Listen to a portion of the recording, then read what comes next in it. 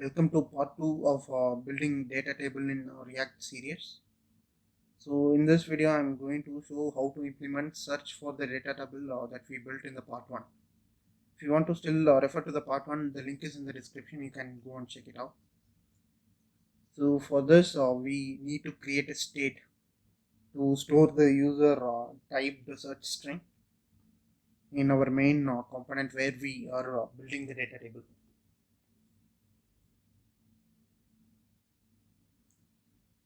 So we are using useState here, which will destructure the state and the function callback to set the state. Set it empty by default. Now we will pass the callback to the search component to update the query string, search string. So here we will set the callback property for on search, which will be a function which accepts value of the string that user types, and we will set the state using set search.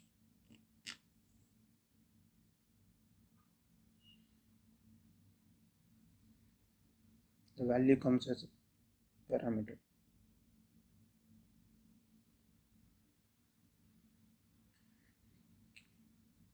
And whenever users search, we will reset the pagination to the page 1. So even if user is in 5th page, when he starts typing, it will come to the first page. Otherwise, the pagination will show the 5th page of the current search result, which is not good. Sometimes there will not be 5 pages for when we search some things. It will be end in 1 or 2 pages. So it will use this on search, and we'll create a local state inside search component. This is just to make this input field a control component. It is not absolutely necessary to have it.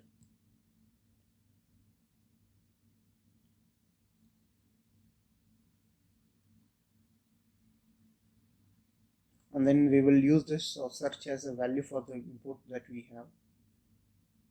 And when we will write a callback for on change event here, which will accept the value from the input and set the search, and it will also call the parent callback function, which is on search.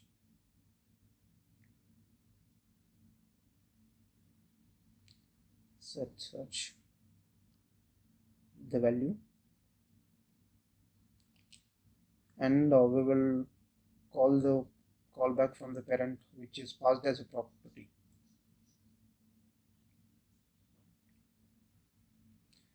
Now we will make this as a control component by passing value as search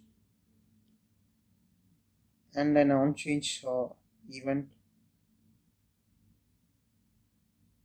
which will call the on input change function, and will pass the event.target.value.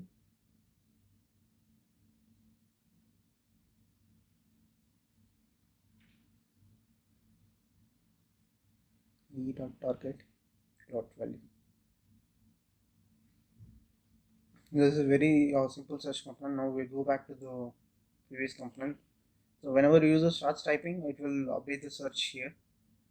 Now, as I mentioned in the part 1, we have a memo function where we do all our computation. Since this is a compute heavy function, we use memo here. So advantages of use memo is that whenever one of the dependency changes, this function will call. Otherwise it will return the cached version of this function.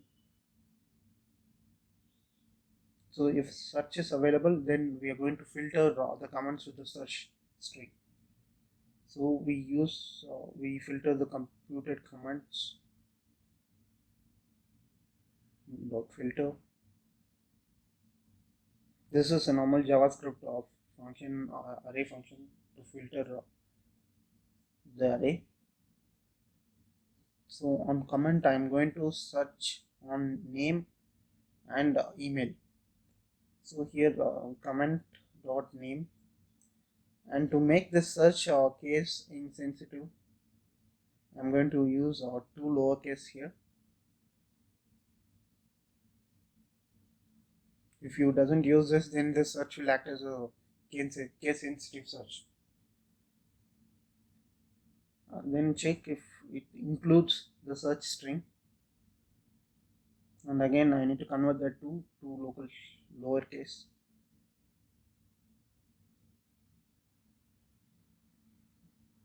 To lowercase.